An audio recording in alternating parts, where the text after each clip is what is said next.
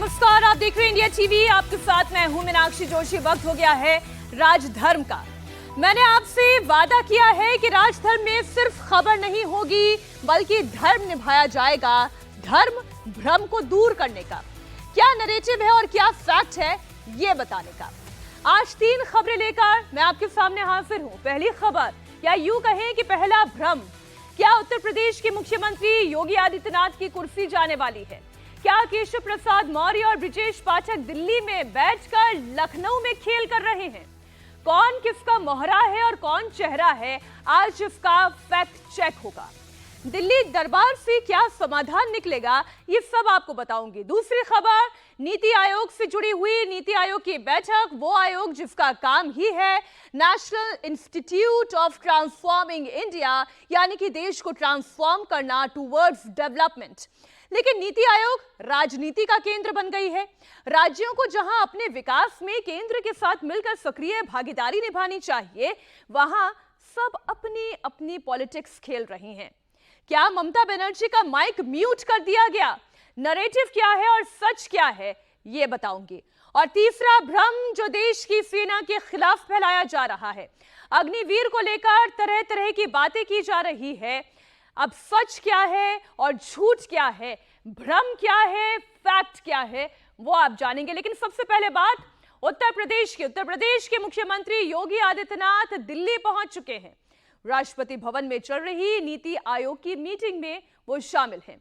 प्रधानमंत्री मोदी, गृह मंत्री अमित शाह, रक्षा मंत्री राजनाथ सिंह सब हैं। लेकिन चैलेंज नीति आयोग की बैठक नहीं है, वहां तो बीजेपी की सरकार ही है, आप जानते हैं। और केंद्र से यूपी के लिए जो मांगा जाएगा वो सब मिलेगा। समस्या उत्तर प्रदेश के डिप्टी सीएम और सीएम के बीच की दूरी है। उत्तर प्रदेश के दोनों डिप्टीज यानी कि ब्रजेश पाठक और केशव प्रसाद मौर्य दोनों दिल्ली के अंदर ही मौजूद हैं। नीति आयोग की बैठक के बाद बीजेपी शासित राज्यों के मुख्यमंत्रियों की बैठक होने जा रही है, जिसमें योगी आदित्यनाथ के साथ साथ केशव प्रसाद मौर्य और ब्रजेश पाठक भी शामिल होंगे। इस मीटिंग में प्रधानमंत्री मोदी होंगे, गृह मंत्री अमित शाह रहेंगे और उनके साथ साथ बीजेपी शासित राज्यों के सभी मुख्यमंत्रियों की मौजूदगी रहेगी। सब अपनी अपनी सरकार के बड़े फैसलों का प्रेजेंटेशन देने वाले हैं। नीति आयोग की बैठक के बाद बीजेपी की बड़ी बैठक होने जा रही है, लेकिन योगी आदित्यनाथ लगातार मीटिंग्स पर मीटिंग कर रहे हैं। योगी आदित्यनाथ कल रात लखनऊ से दिल्ली पहुंचे, एयरपोर्ट से सीधा यूपी सदन चले गए। यूपी सदन में ही डिप्टी सीएम केशव प्रसाद मौर्य मौजूद थे। देखिए उनका चेहरा यहाँ पर। फिलहाल ये तीनों चेहरे केवल इस तस्वीर में ही साथ दिखाई दे रहे हैं, बाकी रहते अलग अलग हैं। दोनों नेताओं के बीच कोई मुलाकात नहीं हुई, जबकि दोनों यूपी सदन के अंदर ही मौजूद थे। कल रात यूपी सदन में एक बड़ी मुलाकात जरूर हुई। बीजेपी के संगठन महामंत्री बीएल संतोष, सीएम योगी आदित्यनाथ के बीच ये मीटिंग हुई। दोनों के बीच लंबी बात हुई। बीएल संतोष को बीजेपी और संघ के बीच की कड़ी माना जाता है और मजबूत कड़ी माना जाता है, क्योंकि संगठन महामंत्री की भूमिका ही यही होती है। बीएल संतोष ने सिर्फ सीएम योगी से मुलाकात की, जबकि उसी यूपी सदन में केशव प्रसाद मौर्य भी ठहरे हुए थे। वो अलग बात है, केशव प्रसाद मौर्य वहां से फिर निकल गए। इसके बाद आज सुबह जब सीएम योगी राष्ट्रपति भवन पहुंचे, जहां नीति आयोग की बैठक चल रही है, जिस बैठक में प्रधानमंत्री नरेंद्र मोदी की मौजूदगी, अमित शाह है, राजनाथ सिंह है, पर सबकी निगाहें टिकी हुई हैं अब से थोड़ी ही देर के बाद बीजेपी शासित राज्यों के मुख्यमंत्रियों की होने वाली बैठक पर। यह बड़ा कॉन्क्लेव उस पर टिकी है, क्योंकि इस बैठक में सीएम योगी और उत्तर प्रदेश के दोनों डिप्टीज, ये चेहरा आप देख रहे हैं, मैं फिर दोहरा रही हूं, एक साथ तीनों चेहरे केवल एक इसी तस्वीर में दिखाई दे रहे हैं। लंबा वक्त हो गया है, तीनों एक साथ प्रेस कॉन्फ्रेंस नहीं करते, किसी मीटिंग में भाग नहीं लेते। माना यह जा रहा है कि इस मीटिंग के बाद सीएम योगी की प्रधानमंत्री नरेंद्र मोदी के साथ मुलाकात होगी और 1-to-1 मुलाकात होगी। मौजूदा अध्यक्ष जेपी नड्डा से भी 1-to-1 मुलाकात सीएम योगी आदित्यनाथ की हो सकती है। केशव प्रसाद मौर्य और ब्रजेश पाठक के साथ योगी आदित्यनाथ की बैठक के 20 बहाने थे, जब तीनों एक साथ टेबल पर बैठकर मंथन कर सकते थे। मंडल की बैठक थी, प्रयागराज मंडल हो या फिर लखनऊ मंडल हो, बरेली मंडल हो। उससे पहले संगठन की बैठक थी। डिप्टी सीएम केशव प्रसाद मौर्य तो 5 कालिदास मार्ग यानी कि सीएम आवास के बगल वाली कोठी यानी कि 7 कालिदास मार्ग पे ही रहते हैं, उसी कोठी में है। अगल बगल रहने के बावजूद मुलाकात नहीं होती। मुलाकात कहां होने जा रही है? यहां दिल्ली में। इस बैठक में एक तरफ यूपी के दोनों डिप्टी सीएम और सीएम योगी रहेंगे, तो वहीं दूसरी तरफ प्रधानमंत्री नरेंद्र मोदी रहेंगे, गृह मंत्री अमित शाह रहेंगे, रक्षा मंत्री राजनाथ सिंह रहेंगे, जेपी नड्डा पार्टी के अध्यक्ष के तौर पर रहेंगे और इसके अलावा संगठन महामंत्री बीएल संतोष भी मौजूद रहेंगे। बीएल संतोष ने कल देर रात भी यूपी सदन में सीएम योगी आदित्यनाथ से मुलाकात की थी। कयास ये लगाए जा रहे हैं कि आज की इस मीटिंग में बीजेपी आला कमान यूपी में चल रही तनातनी को ठीक करने की कोशिश करेगा। बीजेपी अपने नीति नियत और नेतृत्व बीजेपी का तय है। माननीय प्रधानमंत्री जी के सबल नेतृत्व में बीजेपी बहुत अच्छा काम कर रही, वर्तमान में भी और आगे भी आपको देखने को मिलेगा। अभी 15 साल तक नो वैकेंसी का बोर्ड है विपक्ष के लिए उत्तर प्रदेश में। 2/3 नहीं 3/4 2027 का लक्ष्य है। और जितना ये दुष्प्रचार करेंगे, भाजपा अफवाहों के आधार पर नहीं चलती, भाजपा क्रिया और कर्म के आधार पर चलती है। कोई मानो किसी दूसरे काम में रहा हो, किसी कारण से नहीं आया हो, मैं भी उप मुख्यमंत्री रहा हूं, कई बार मैं बैठकों में इसलिए नहीं जा पाया कि मेरे दूसरे कार्यक्रम पार्टी नहीं लगा रखे थे।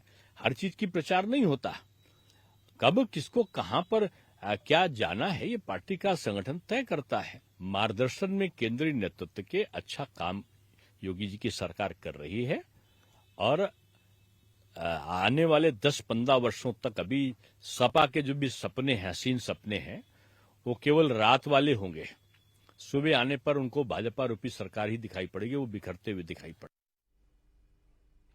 ये है दिनेश शर्मा, जो योगी 1.0 की सीएम योगी के डेप्यूटी थे और अब राज्यसभा के सांसद हैं। वो ये कह रहे हैं कि ऑपोजिशन के लिए अगले 15 सालों तक कोई वैकेंसी नहीं है। लेकिन सवाल तो ये है कि कलह तो उत्तर प्रदेश की बीजेपी में है, क्या विपक्ष के लिए वैकेंसी नहीं है, या जो सीएम पद के लिए रस्साकशी चल रही है उसके लिए भी एक इशारा था कि वैकेंसी अगले 15 साल तक इस पद पर भी नहीं है। खैर, पार्टी यूनाइटेड नहीं दिख रही है। ये कैसे होगा, ये लड़ाई कैसे लड़ी जाएगी? सीएम योगी ने समीक्षा बैठक की और इसमें दोनों डिप्टी सीएम्स को बुलाया गया था, लेकिन दोनों ने बैठक से दूरी बनाकर रखी। 25 जुलाई को जब योगी आदित्यनाथ ने प्रयागराज मंडल की बैठक बुलाई तो उसमें केशव प्रसाद मौर्य नहीं पहुंचे, लेकिन कल यानी कि 26 जुलाई को जब लखनऊ मंडल की मीटिंग बुलाई गई तब ब्रिजेश पाठक यहां से गैर हाजिर रहे। अब दिल्ली में मीटिंग है और बैठक में मुलाकात तो होनी ही है। क्या वाकई में आज हालात नॉर्मल हो जाएंगे? अब कल सीएम आवास में जब लखनऊ मंडल की बैठक हुई, उससे पहले प्रयागराज मंडल की बैठक हुई, दोनों ही मौजूद नहीं थे। ब्रिजेश पाठक तो लखनऊ मंडल की मीटिंग के वक्त ही लखनऊ से दिल्ली के लिए रवाना हो गए, जबकि ब्रिजेश पाठक लखनऊ कैंट से विधायक के बावजूद इसके लिए वो मीटिंग में नहीं पहुंचे थे। अब एक नाराजगी का कारण यह हो सकता है कि वो बतौर उप मुख्यमंत्री हर मंडल की मीटिंग में मौजूद रहने का अधिकार रखते हों, लेकिन केवल उन्हें लखनऊ मंडल की मीटिंग में क्यों बुलाया गया, या केशव प्रसाद मौर्य को केवल प्रयागराज मंडल की मीटिंग में क्यों बुलाया गया? एक पहलू यह भी हो सकता है। लोकसभा चुनाव में इस बार उत्तर प्रदेश में बीजेपी की करारी हार हुई। 2019 में 62 सीट जीतने वाली बीजेपी इस बार 33 सीटें ही जीत पाई और इस हार के बाद से सीएम योगी पर बहुत सारे सवाल उठाए गए। तो योगी भी हार की वजहों को तलाशने में जुट गए। दिल्ली आने से पहले सीएम योगी ने होमवर्क किया और हार के कारणों पर मंथन भी किया। सीएम योगी ने 20 दिनों तक लगातार समीक्षा बैठक की और सभी 18 मंडल्स के एमएलए और एमएलसी के साथ साथ सांसद और हारे हुए प्रत्याशियों से भी मुलाकात कर ली। हार के कारण को समझने की कोशिश की। एक एक विधायक एमएलसी के हार के कारण जो गिना रहे हैं उसे लेकर बाकायदा एक रिपोर्ट तैयार की गई और इसी रिपोर्ट के साथ योगी आदित्यनाथ दिल्ली भी पहुंचे हैं। विपक्ष निराधार है, उनका नीति आयोग की बैठक है और नीति आयोग की बैठक में सभी लोग आए हुए हैं और हमको लगता है जब तक कोई किसी भी पदाधिकारी का आधिकारिक बयान न आ जाए तब तक किसी भी प्रकार पर उस पर बयानबाजी करना ठीक नहीं। अब ये वो संजय निषाद है जो कुछ समय पहले तक योगी आदित्यनाथ सरकार की कुछ नीतियों को लेकर सवाल खड़े कर रहे थे, फिर चाहे वो बुलडोजर नीति ही क्यों ना हो, अधिकारियों की मनमानी ही क्यों ना हो, लेकिन अब इनके सुर थोड़े से बदले हुए नजर आ रहे हैं, सरकार को डिफेंड कर रहे हैं। सीएम योगी और दोनों डिप्टी सीएम के बीच मचे हुए घमासान की वजह यूपी लोकसभा चुनाव के नतीजे ही हैं। यूपी में बीजेपी का पिछड़ना, वोट शेयर का 10% घटना और साथ ही साथ 19 के मुकाबले 29 सीटों का कम हो जाना ये कलह का कारण हो सकता है। या फिर जब कोई भी सरकार खराब परफॉर्म करती है तो सवाल उठाने वालों के लिए भी ये सबसे उचित मौका होता है कि यहां से उनकी प्लॉटिंग शुरू हो सकती है। खैर, बीजेपी में किसने किसके साथ भीतरघात किया, हार का जिम्मेदार कौन है? हालांकि योगी की समीक्षा में कई विधायकों ने अफसरशाही को लेकर शिकायत की, जिस पर सीएम योगी ने एक्शन भी करना शुरू कर दिया है। लोग तो कह रहे हैं कि आपने ट्वीट किया, सोशल मीडिया पर लिखा, अधिकारियों के तबादले हो गए। देखिए, वो एक जो किए उसके लिए आभार, लेकिन यहाँ गाजियाबाद में पिछले कुछ दिनों में अपराध बहुत बढ़ा। लोग हमारे पास आते हैं तो कहीं ना कहीं पीड़ा होती है। हमारा कोई निजी एजेंडा नहीं होता है। जब हमने लोगों की बात कहना चाहिए तो एक यहाँ बहुत अधिकारी अपने आप को वायसराय मानता है, जो कभी फील्ड में नहीं रहा, और जब निकलता है तो लोगों की ठेलियों को अंदर करा देता है, सड़क के ऊपर पूरी तरह सन्नाटा हो जाता है। तो इस तरह के अधिकारी नहीं चाहिए। अधिकारी ऐसे चाहिए जो गरीब आदमी की बात को सुने। जो योजनाएं सरकार की हैं वो नीचे तक पहुंचाई गई हैं। माननीय मुख्यमंत्री जी ने कहा है कि एक एक व्यक्ति की बात सुनी जाए, किसी के साथ अन्याय ना हो। तो जो समाजवादी पार्टी के एजेंट के रूप में अधिकारी काम कर रहे हैं, उन अधिकारियों ने आज भी कुछ बचे हुए हैं। सपा की सरकार थी, 4000 दंगे हुए थे, हजारों हिंदू मुस्लिम मारे गए थे, दुकानें फूकी गई थी। एक दंगा हमारी सरकार में नहीं हुआ। ये अधिकारी उसी माहौल को लाना चाहते हैं। वो जो इस तरह के कुछ अधिकारी चुनाव के दौरान जिन्होंने भाजपा को हराने का काम किया, प्रयास किया, वो अपनी मंशा में कहीं ना कहीं कामयाब होने के लिए कार्यकर्ताओं को, जनता को परेशान करते हैं। तो उनसे हमारा सीधा टकराव है, इसलिए हमने कहा है। आप वायसराय कह रहे हैं, लेकिन वो जमे हुए हैं अभी भी। अब वो बात अलग है, ऐसा नहीं है सबका सब होता है सिस्टम। और मुझे उम्मीद है कि कठोर कार्रवाई होगी। हमें उम्मीद है, हमें आश्वासन मिला है कि कार्रवाई होगी। और नहीं होगी, अगर ये तो मेरी सरकार है, अगर सरकार समाजवादी की थी तो यहाँ 20 साल तक किसी की औकात नहीं अन्याय कर दे। अब भी लौनी के अंदर पूरी तरह रामराज है, किसी गरीब आदमी को सताया नहीं जा सकता। तो अब भी अगर सरकार मेरी ना होती तो 5 लाख आदमी ले जाकर भूसा भर देता, उसको बता देता कि औकात क्या होती है। केशव प्रसाद मौर्य जी पिछड़ा वर्ग के ही एक छत्र नेता नहीं है, उत्तर प्रदेश के हर वर्ग जाति के नेता हैं। वो हजारों लोगों से मिलते हैं। उनको हराने के लिए पूरी ताकत लगाई प्रशासन ने। 8500 वोट से आगे थे, लाठी चार्ज करके विपक्षी पार्टी के कैंडिडेट को, हारे हुए को सर्टिफिकेट जीत का दे दिया। ये दुर्भाग्य था। मुझे खुद मेरी रिकाउंटिंग करा दी गई। मैं 9000 वोट से जीता था, पहले से 20000 वोट ज्यादा मिला था। उसके बाद भी विरोधी प्रत्याशी को बुला करके इन वायसरायों ने, अधिकारियों ने, तब हमारे एक पार्टी के बड़े नेता और कार्यकर्ताओं ने जब हंगामा किया, माननीय गृह मंत्री जी के ऑफिस को सूचित किया, तब उसको भगाया गया, तब हम जीते। तो अगर इस तरह से अधिकारियों ने जो लालजी वर्मा के साथ किया, तमाम जगह क्षत्रिय समाज को भड़काने का काम किया, गुर्जर क्षत्रियों का विवाद कराने का काम किया, पार्टी को हराने का काम किया। और माननीय प्रधानमंत्री, दुनिया के सबसे लोकप्रिय नेता, बनारस के लोग रो रहे हैं, वहां खुलेआम अधिकारियों ने वोट नहीं डालने दिया और वहां अपराधियों के द्वारा लोगों को पैसे बांटे गए। अथाह पैसा 8000 करोड़ रुपए हवाला के द्वारा एक ही व्यक्ति ने भेजा। ऐसे कितने ही जो कट्टरपंथी लोग थे जो हिंदुस्तान में पीएम को हराना चाहते थे। मेरे पास बहुत एविडेंस है। किसान आंदोलन जो चला, उसके पीछे केवल यह था कि किसान के मसीहा माननीय प्रधानमंत्री बन जाते, तो वो किसानों के मसीहा ना बने तो तीनों बिल वापिस कराने के लिए आंदोलन कराया गया षड्यंत्र के तहत। मेरे पास ऑडियो मैंने माननीय राष्ट्रीय अध्यक्ष जी को दे दी है। आपको शब्दों पर गौर करने की जरूरत है। नंदकिशोर गुर्जर ने क्या कहा कि ये तो मेरी सरकार है, अगर मेरी सरकार नहीं होती तो मैं भूसा भर देता। और फिर तारीफ किसकी करने लगे? केशव प्रसाद मौर्य की वो तारीफ करने लगे कि वो केवल पिछड़े समाज के नेता नहीं हैं, बल्कि उत्तर प्रदेश के बड़े नेताओं में से एक हैं। इशारा आप समझ ही रहे होंगे। सीएम योगी ने भ्रष्ट अफसरों पर लगाम कसना शुरू कर दिया है, जिसकी बानगी बंडिया और वाराणसी में देखने को मिली। उत्तर प्रदेश में लोकसभा चुनाव में बीजेपी क्यों हारी, सीएम योगी ने इसकी समीक्षा कर अपना होमवर्क तैयार कर लिया है। साथ ही सीएम योगी ने 2027 में विधानसभा चुनाव जीतने के लिए विधायकों और नेताओं को मंत्र भी दिया है। सीएम योगी ने बैठक में सभी विधायकों को कहा कि वो विकास परियोजनाओं पर ध्यान दें। साथ ही विपक्ष की ओर से जो फेक नैरेटिव जनता के बीच फैलाया जा रहा है, उसकी काट निकाले। साथ ही उन्होंने अधिकारियों को हर रीजन के लिए विकास की नई रणनीति भी बनाने को कहा है।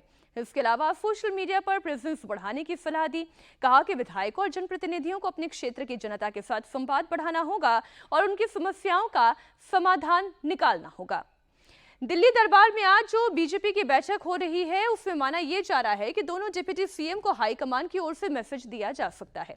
सीएम और डिप्टी सीएम के बीच में अनबन को दूर किया जा सकता है, क्योंकि ये तो क्लियर है कि अभी उत्तर प्रदेश में नेतृत्व परिवर्तन की कोई बात दूर दूर तक दिखाई नहीं दे रही है। दिख रहा है तो सिर्फ एक भ्रम। हकीकत यह है कि योगी आदित्यनाथ सीएम हैं और अभी वो सीएम बने रहेंगे। भारतीय जनता पार्टी एक लोकतांत्रिक दल है और सबको अपनी बात लोकतांत्रिक तरीके से कहने का अधिकार है। उत्तर प्रदेश बहुत बड़ा राज्य है और उन परिस्थितियों में पार्टी की स्थिति, हम लोग अनुशासन के साथ आगे बढ़ रहे हैं, लेकिन कुछ चीजें मीडिया में, सार्वजनिक जीवन में रहती हैं। प्रकार की परिस्थिति है, उन परिस्थितियों में मैंने पहले भी कहा कि परिणाम हमारी अपेक्षा के अनुसार नहीं आए और हम लोगों ने आपस में बातचीत करके उन सब विषयों की समीक्षा करके हम लोग आगे बढ़ रहे हैं। उन सब खामियों को दूर करेंगे। यूपी से लेकर दिल्ली तक बैठकें हो रही है और वहां पर यूपी में बदलाव की बातें चल रही है, इसमें कितनी सच्चाई? अब ये सारे विषय पार्टी के, सब विषय पार्टी के विचाराधीन है, ऐसा कुछ है नहीं। परिस्थिति है, परिणाम जरूर आए, लेकिन vote percent Bharatiya Janata party का उत्तर प्रदेश में भी हमारा सबसे ज्यादा है। जैसा मैंने कहा कि हम लोग एक राजनीतिक दल के नाते, लोकतांत्रिक राजनीतिक दल के नाते आपस में बातचीत कर रहे हैं और पूरी तैयारी के साथ आगे लोकसभा, विधानसभा के उपचुनाव में जाएंगे और मुझे विश्वास है कि उत्तर प्रदेश की जनता का विश्वास हम लोग। सीएम बदलने की चर्चाएं चल रही है, उसको लेकर नहीं, ऐसा कुछ नहीं। हमारे सहयोगी विशाल प्रताप सिंह इस वक्त लखनऊ से लाइव जुड़े हुए हैं। विशाल, अगर अंदरूनी कलह की बात की जाए, जो सीएम और डिप्टी सीएम के बीच में दूरी दिखाई दे रही है वो तो जग जाहिर है ही, लेकिन जो सहयोगी हैं वो भी कितने साथ में हैं, इससे लेकर भी संशय है। हम संजय निषाद की बात कर लें, जो योगी आदित्यनाथ की नीतियों को लेकर सवाल उठा चुके हैं। अनुप्रिया पटेल की बात कर लें, जिन्होंने बाकायदा एक पत्र लिखा था आरक्षण को लेकर, नौकरियों में रिजर्वेशन को लेकर कुछ सवाल खड़े किए थे। या ओपी राजभर की बात कर ले, जो केशव प्रसाद मौर्य से मुलाकात करते हैं, योगी आदित्यनाथ से बाद में मिलते हैं। तो एक तरीके से ऐसा लग रहा है कि कोई सिस्टम काम कर रहा है। ये कैसा सिस्टम है?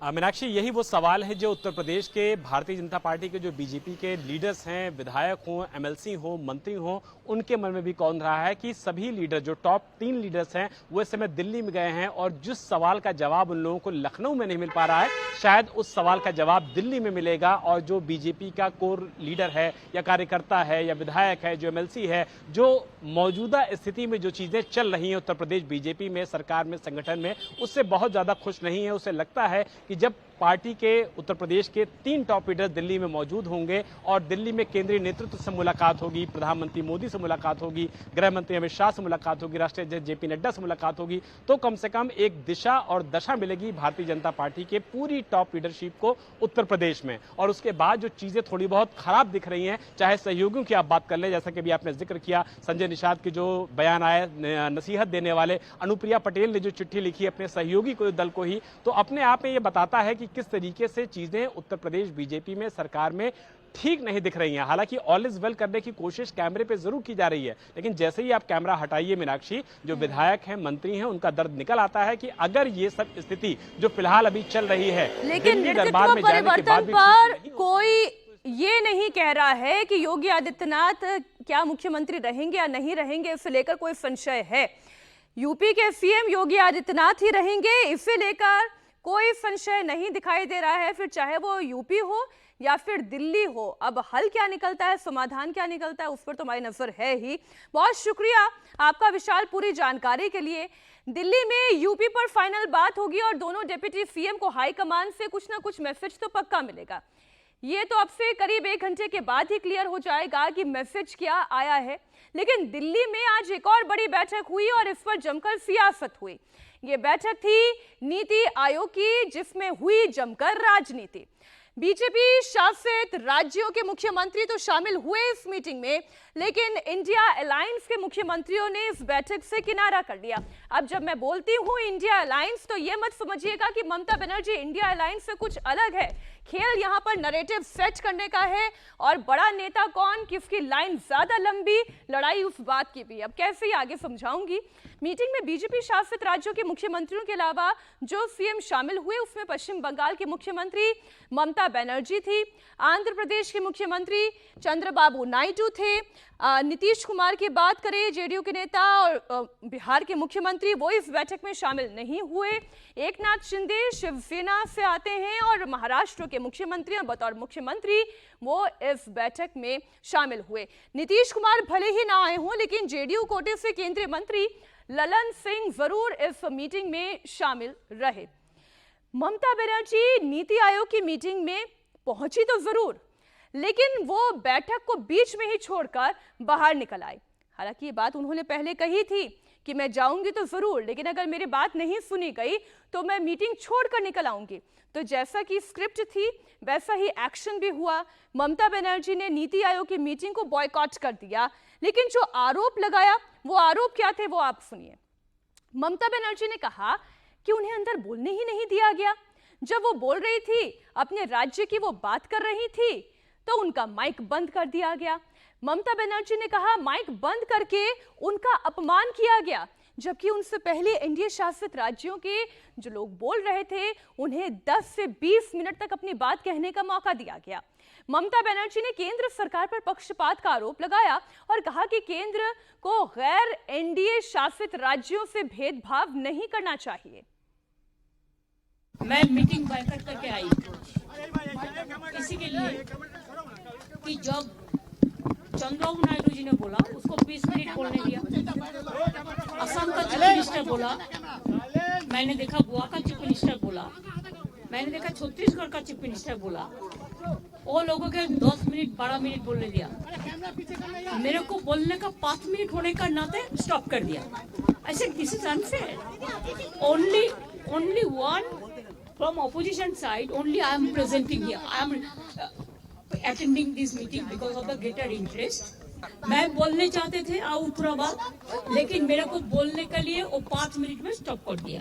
जब हमारा से बहुत आगे जो बोला है 5 जन, वो लोगों ने कोई 20 मिनट बोला, कोई 15 मिनट बोला, कोई 10 मिनट बोला, और ऑपोजिशन का ओर से मैं अकेला आया, लेकिन तब भी मेरे को 5 मिनट में स्टॉप कर दिया। This is इंसल्टेशन। अब सीएम को बोलने के लिए ही तो बुलाया था, तो क्या आप ये मानेंगे कि कोई मुख्यमंत्री अपने राज्य की बात रख रहा है और तभी उनकी बात को नहीं सुना जाए, उन्हें म्यूट कर दिया जाए, माइक बंद कर दिया जाए?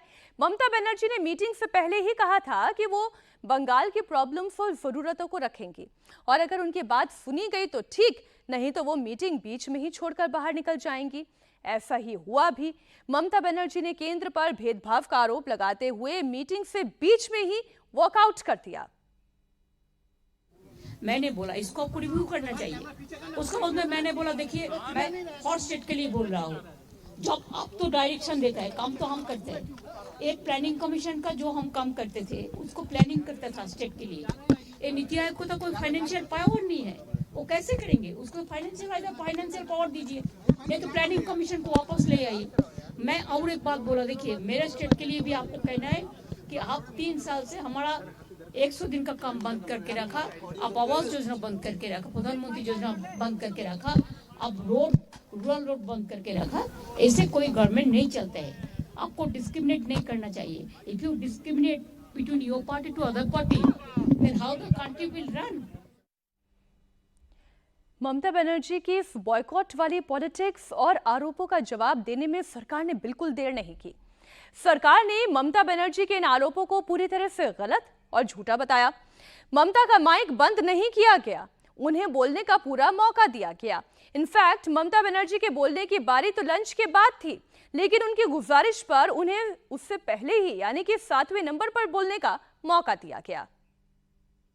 Honorable Chief Minister of West Bengal, Mamata Banerjee, was here attending the Niti Aayog meeting, which is being under the chairmanship of Honorable Prime Minister.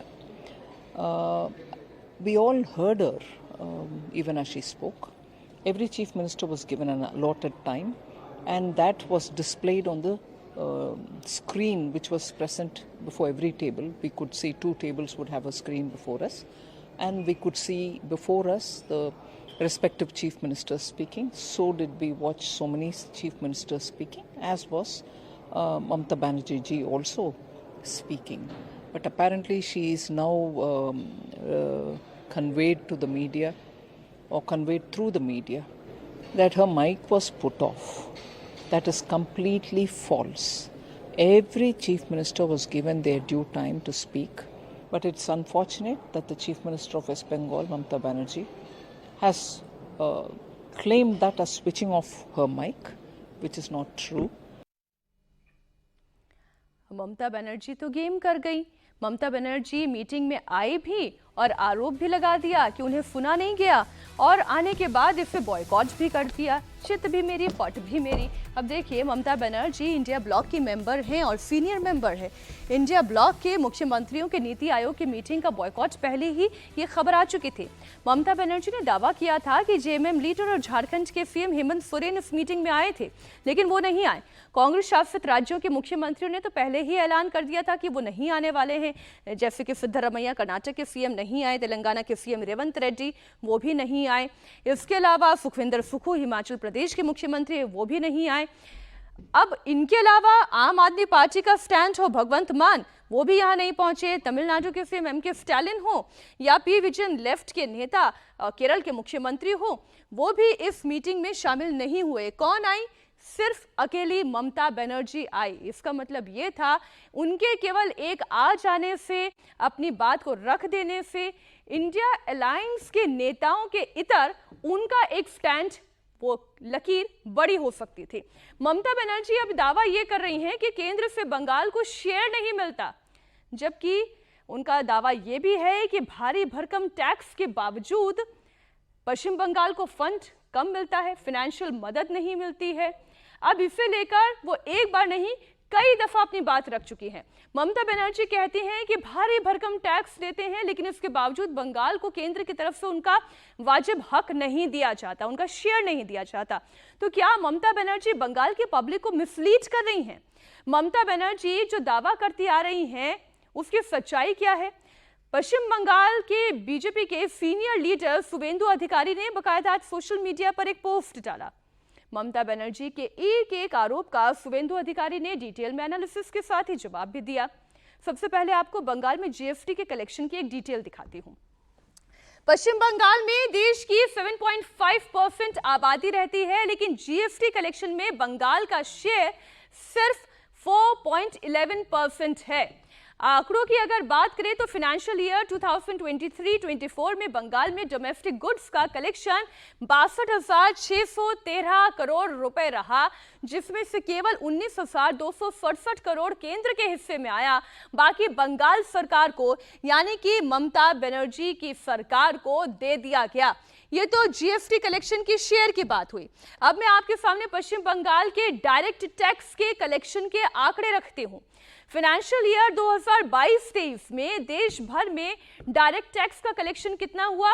16,26,927.63 crore रुपए का कलेक्शन हुआ, जबकि पश्चिम बंगाल में डायरेक्ट टैक्स कलेक्शन सिर्फ 56,323 करोड़ रुपए का था। इसका मतलब यह हुआ कि देश में डायरेक्ट टैक्स कलेक्शन में पश्चिम बंगाल का शेयर कितना था? 3.46%, 3.46% इसका शेयर रहा। अब देखिए, ममता बनर्जी क्या कहती है कि हमारा शेयर कम होता है, जबकि हमारा इनपुट ज्यादा होता है, हमारा कलेक्शन ज्यादा होता है। लेकिन क्या कलेक्शन है वो आपके सामने है। अब ममता बनर्जी लगातार दावा ये करती हैं कि उनके स्टेट को केंद्र सरकार की ओर से टैक्स का एक बड़ा अमाउंट मिलना चाहिए, जबकि आंकड़े क्या हैं वो भी आपको दिखा दूं। पश्चिम बंगाल का जीएसटी शेयर जहां सिर्फ 4.11% है, कितना? 4.11% शेयर है, तो डायरेक्ट टैक्स में पश्चिम बंगाल का ये शेयर घटकर 3.46% शेयर का रह जाता है, जबकि केंद्र से पश्चिम बंगाल को 8.51% की मदद मिलती है। अब आप मतलब ये देखिए कि डायरेक्ट टैक्स का शेयर कितना है, जीएसटी का शेयर कितना है, और केंद्र से मदद कितने की मिलती है? 8.51% की। अब मैं जो आपके सामने आंकड़े रखने जा रही हूं, उससे ममता बनर्जी के आरोपों की सच्चाई क्या है। अब वो भ्रम फैलाती हैं, फैक्ट क्या है, एक्चुअल फिगर क्या है, वो आपके सामने रख दूं। आप खुद तय कीजिए कौन सच बोल रहा है, कौन झूठ बोल रहा है। ये आंकड़े फाइनेंशियल ईयर 2018-19 से लेकर 2023-24 तक के हैं, 2023-24 तक के ये आंकड़े हैं। बंगाल में एक वित्तीय वर्ष में कितना रेवेन्यू जनरेट किया गया है और केंद्र ने बंगाल को कितनी फंडिंग की है, केंद्र की तरफ से बंगाल को कितने फीसद की मदद मिली है, ये सब अब आपकी स्क्रीन पर है। वित्तीय वर्ष 2018-19 का डेटा आप देखें, बंगाल का रेवेन्यू कितना था, ये 64,389 करोड़ से ज्यादा का था। इसमें केंद्र की फंडिंग आप देखिए 127% की ये केंद्र की तरफ से फंडिंग थी। अब 2019-20 वित्तीय वर्ष का आंकड़ा आप देखें और ममता बनर्जी जो कहती है कि मेरे 100 दिन का जो काम है वो पिछले 3 साल से रुका हुआ है क्योंकि केंद्र की ओर से मदद नहीं दी जा रही है। तो 19-20, 20-21, 2021-22 और अभी यानी कि 2023-24 तक का जो डेटा है वो आपके सामने रख रही हूं। केंद्र की मदद लगातार बढ़ती चली गई। आप देखिए, अगर साल 2021-22 के फंड को आप देखें तो 145% तक केंद्र की ओर से मदद की गई और अभी 131% ये केंद्र की ओर से मदद की जा रही है। कुल जो केंद्र की ओर से मदद है, अब ये ममता बनर्जी मिसलीड कर रही हैं या फिर ये उनका पॉलिटिकल नैरेटिव है, ये तो ममता बनर्जी खुद ही बता सकती हैं, लेकिन फैक्ट हमने आपके सामने रख दिया है। बात अब तीसरे भ्रम की, तीसरी खबर की, जो देश की सेना को लेकर फैलाया जा रहा है, अग्निवीर योजना को लेकर फैलाया जा रहा है। अग्निवीर योजना को लेकर विपक्ष मोदी सरकार पर लगातार हमला करता आया है।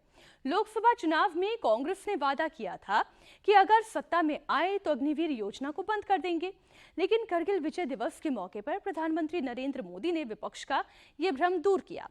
प्रधानमंत्री ने अग्निवीर योजना के पीछे के टारगेट को भी बताया और विपक्ष के हर सवाल का सटीक जवाब दिया। कैसे, वो आपको बताती हूं। अब विपक्ष क्या दावा करता है वो जरा बड़ी स्क्रीन पे आपको लेकर चलती हूं कि विपक्ष का दावा क्या है। विपक्ष ये कहता आया है कि अग्निवीरों को कम अनुभव है क्योंकि उन्हें कम ट्रेनिंग मिलती है, लेकिन प्रधानमंत्री नरेंद्र मोदी ने कारगिल युद्ध का उदाहरण देते हुए, कारगिल के नायकों की एज प्रोफाइल को देखते हुए ये कहा कि जरा आप कारगिल के योद्धाओं की एज तो देखें, 24 से कम उम्र के थे ज्यादातर योद्धा और उन्होंने देश को ये जीत दिलाई। विपक्ष का अगला नैरेटिव क्या है? विपक्ष ये कहता है कि सैनिकों की कम उम्र में भर्ती कर देना ये गलत है, लेकिन प्रधानमंत्री नरेंद्र मोदी ने कहा कि इसके पीछे कारण यह है कि भारतीय सेना की औसत उम्र वैश्विक सेना की औसत आयु के बराबर रखने का लक्ष्य साधा गया, इसलिए अग्निवीर योजना लेकर आई गई। अब विपक्ष ये कहता है कि अग्निवीर युद्ध के लिए सही नहीं है, तो इसका सबसे बड़ा एग्जाम्पल तो विजय दिवस के तौर पर अभी कल ही का दिन हमने मनाया है। कारगिल में युवा सैनिकों ने अपना शौर्य दिखाया। 24 से कम आयु के वो तमाम वीर सेनानी जो वीर गति को भी प्राप्त हुए या जिन्होंने इस वीरता का स्वाद चखा, इस जीत का स्वाद पूरे देश को चखाया, तो आप समझिए कि उनकी औसत उम्र तो कम ही थी। अब अग्निवीर योजना सरकार की मनमानी, जो राहुल गांधी बार बार कहते हैं कि ये तो सेना से पूछा ही नहीं गया, सेना की राय नहीं ली गई, ये तो दरअसल प्रधानमंत्री नरेंद्र मोदी का ब्रेन चाइल्ड है और इस पर काम कर लिया गया, जबकि फैक्ट ये है कि ये भारतीय सेना के कहने के बाद ही योजना लागू की गई है। अग्निपथ का लक्ष्य सेनाओं को युवा बनाना है। अग्निपथ का लक्ष्य सेनाओं को युद्ध के लिए निरंतर योग्य बनाए रखना है। दुर्भाग्य से राष्ट्रीय सुरक्षा से जुड़े इतने संवेदनशील विषय को कुछ लोगों ने राजनीति का विषय बना दिया है। कुछ लोग सेना के इस रिफॉर्म पर भी अपने व्यक्तिगत स्वार्थ में झूठ की राजनीति कर रहे हैं। ये वही लोग हैं जिन्होंने सेनाओं में हजारों करोड़ के घोटाले करके हमारी सेनाओं को कमजोर किया। ये वही लोग हैं जो चाहते थे कि एयरफोर्स को कभी आधुनिक फाइटर जेट न मिल पाए। ये वही लोग हैं जिन्होंने तेजस फाइटर प्लेन को भी डिब्बे में बंद करने की तैयारी कर ली थी। प्रधानमंत्री मोदी जो कह रहे हैं उस बात में कितना दम है, इसके लिए आपके सामने मैं 30 साल पहले की एक पेपर की कटिंग रखती हूं, जिसमें आर्मी को लेकर बकायदा एक रिपोर्ट छपी थी। रिपोर्ट का नाम था Indian army not fighting fit. Indian army not fighting fit. इस आर्टिकल में क्या बड़े पॉइंट्स हैं, उसकी डिटेल आपके सामने रखती हूं। ये आई ओपनिंग डिटेल है। आर्टिकल के मुताबिक पुराने युद्ध के अनुभव के मुताबिक फील्ड में कमांडिंग ऑफिसर की उम्र 35 साल से ज्यादा ना हो, ये कहा गया। लेकिन भारतीय सेना में उस वक्त उम्र क्या थी, 44 से 46 साल के बीच में ड्वेल कर रही थी। देखिए क्या होनी चाहिए, 35 साल से ज्यादा ना हो, और औसत आयु कितनी थी, 44 से 46 साल के बीच। लेकिन जरा एज डिफरेंस आप समझ रहे हैं कि ये कितना बड़ा एज डिफरेंस है। अग्निवीर योजना से इसी एज डिफरेंस को कम करने की कोशिश करने का प्रयास सरकार कर रही है। अब इसी आर्टिकल का एक और पैराग्राफ, जिसमें कमेटी का जिक्र यह किया गया है कि उस कमेटी के गठन जो 1977 के तत्कालीन सेना प्रमुख रैना ने किया था, इसमें कहा गया था कि डिफेंस मैन पावर और मैनेजमेंट को स्टडी कर रही पार्लियामेंट एस्टिमेट्स कमेटी के मुताबिक उनकी कोशिश सेना में कमांडिंग ऑफिसर्स की उम्र को 46 से 42 साल करना है। कितना? भारतीय सेना ने संसदीय समिति से यह उम्र 46 साल से घटाकर 42 साल करने की अपील की। इसी के दिशा में अग्निवीर योजना काम कर रही है। पुराना आर्टिकल है। आर्टिकल का एक और मेन पॉइंट, आर्टिकल के मुताबिक सेना में एवरेज एज को कम करने की लगातार कोशिशों के बावजूद ये उम्र सीमा अभी 40 साल से अधिक की बनी हुई है, जिसका हर्जाना सेना को भरना पड़ेगा। ये नुकसान हो रहा है। इस आर्टिकल के एक एक पॉइंट को अग्निवीर योजना पर जरा इम्प्लाई करके देखें कि वो जो तमाम लोग सवाल उठा रहे हैं और जो राहुल गांधी कह रहे हैं या बाकी विपक्ष के नेता कह रहे हैं, अखिलेश यादव कह रहे हैं कि कम उम्र में सैनिकों की भर्ती क्यों करना, अब उन्हें यह समझना चाहिए कि औसत आयु कितनी होनी चाहिए। अग्निवीर योजना इस वक्त देश के लिए क्यों जरूरी है। अग्निवीर स्कीम पर सवाल उठाने वाले एक और भ्रम, अब ये क्या कहा गया, देखिए श्रीलंका में अभियान के दौरान जिस यूनिट की कमान युवाओं के हाथ में थी उसने अच्छा प्रदर्शन किया। यानी कि पास्ट एक्सपीरियंसेस में भी ये देखा गया है कि अगर औसत आयु कम है तो परफॉर्मेंस बेटर है, क्योंकि जोश अधिक है। इसको जरा यहीं रोक दें। सेना में 1980 और एक बार फिर से लेकर आए जी, सेना में 1980 और 1984 में कैडर रिव्यू किया गया, जिसमें रैंक में इजाफा किया गया, लेकिन जिम्मेदारी कमोबेश वही रही और सेना में ये जो उम्र का असंतुलन है वो लगातार पैदा होता चला गया। अब अगला आप देखिए, अग्निवीर स्कीम पर सवाल उठाने वाले, भ्रम फैलाने वालों को इस आर्टिकल को पॉइंट टू पॉइंट गौर से पढ़ने की जरूरत है। कैडर रिव्यू के मुताबिक 40 की उम्र के बाद कमांडिंग ऑफिसर का पद मिला। अब आके देखिए, कैडर रिव्यू के मुताबिक सेना में प्रमोशन का प्रेशर बढ़ा और एक ही साल में एक बैच के 90% ब्रिगेडियर्स को मेजर जनरल बना दिया गया। इससे सेना पिरामिड रैंक स्ट्रक्चर को नुकसान पहुंचा, जबकि नियम के मुताबिक एक साल की भर्ती के 40% से ज्यादा का प्रमोशन नहीं हो सकता। अब ये जो बवाल खड़ा होता है कि अग्निवीर योजना ठीक नहीं है, ये प्रधानमंत्री नरेंद्र मोदी का ब्रेन चाइल्ड है, इसमें सेना से सलाह नहीं ली गई। ये 30 साल पुराने पेपर की कटिंग देखिए, जिसमें स्पष्टतः ये कहा गया है कि क्यों सेना की औसत आयु कम होनी चाहिए, 24 की उम्र की होनी चाहिए या 24 से 30 की उम्र की होनी चाहिए।